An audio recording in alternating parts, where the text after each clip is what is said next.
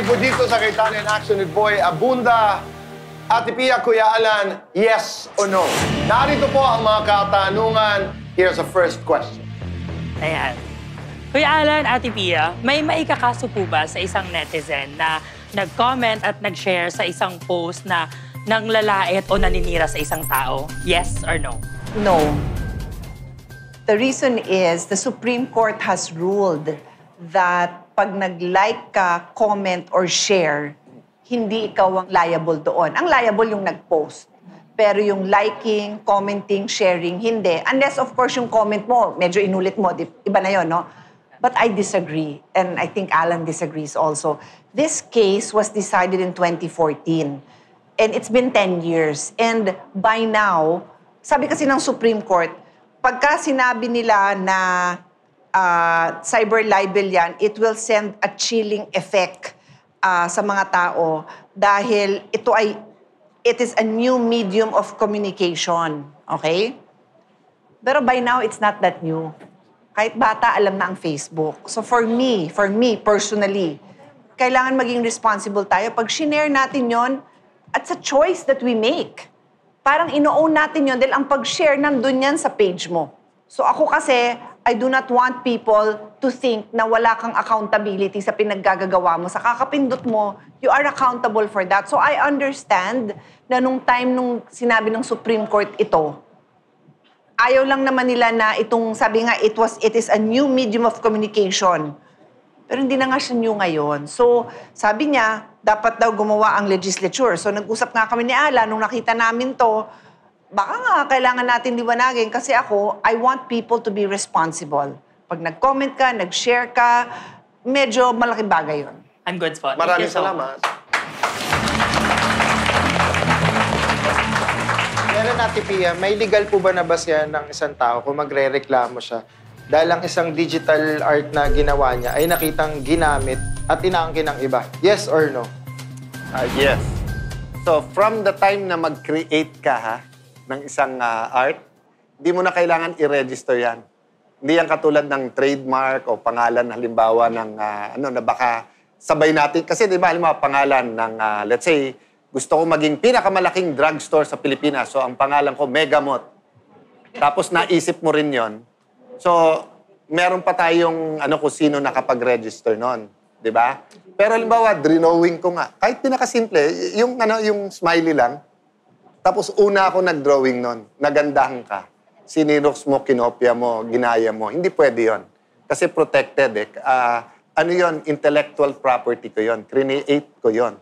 Diba? So, walang kaibahan yun na gumawa ako ng storya, kinopya mo. Gumawa ako ng sine, gumawa ako ng lyrics ng kanta, kinopya mo. So, kahit digital. But I'll make a distinction, yung gawa mo, Maraming salamat. Thank you po. Kuya Alan, Ate Pia, may laban po ba ang isang customer kung irereklamo niya po ang isang online seller na nagpadala sa kanya ng binili niyang items, pero pagdating ng parcel, bato po ang laman? Yes or no? Yes, may laban. Ang tawag dyan is estafa or swindling.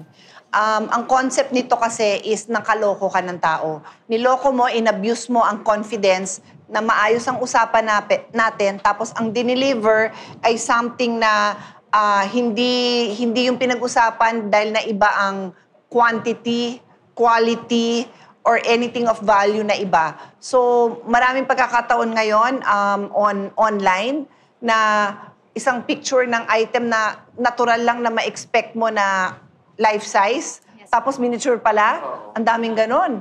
Ano yan? Swindling yan. And kung ayaw mo ng criminal, pwede din sa consumer protection. Yes. Pero And ko, mas bakit madali siya yun sa umaangal? DTI, sa DTI Consumer Protection. Pero kaya siya umaangal ate, kasi umorder siya ng rollers, ang dumating chicken. Ang dami kong in-order, Pero isa lang dumating. Mas maganda naman sa rollers yan. Ganda nga. In-order mo, Madami pong... marami. Ang dumating. Ito, isa lang dumating. Itlog pa yung iba. Maraming salamat. Kuya Alan, Ate Pia, yung mga nagko-comment ng mga kabastusan sa posts ng ibang tao, maaari ho ba silang kasuhan kahit na hindi sila personal na kilala nung nag-post dahil sa internet lang sila nag-interact? Yes or no? Yes, kasi dun sa batas ng safe spaces, yung mga gender-based na harassment. So, kasi sinabi mo yung word na kabastusan eh. So, gender-based yon. There is still free speech, especially in the internet. In fact, most of it, 99.9% free speech. Pero hindi ka pwedeng mangbully at hindi ka rin pwedeng to have gender-based harassment kasi may safe space dyan. Maraming salamat. Thank you.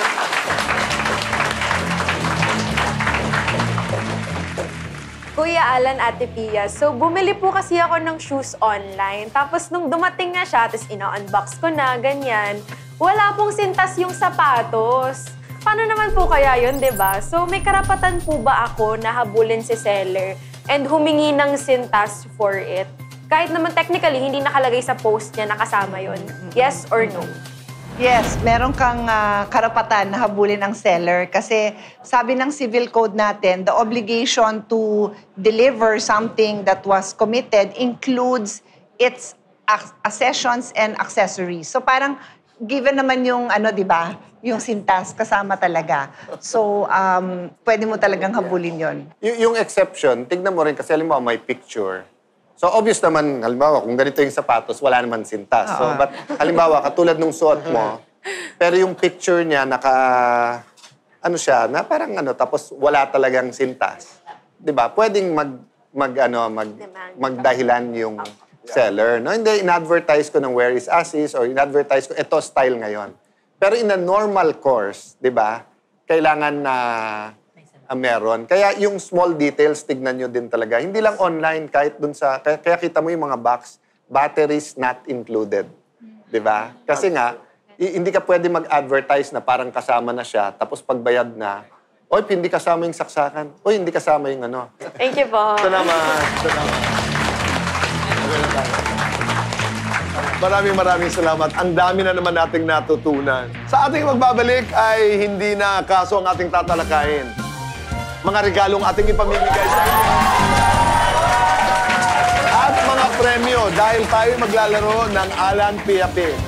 Kung saan ilan sa atin ang mag-uwi ng 2,000, 3,000, 5,000 and 10,000 pesos. Dito lamang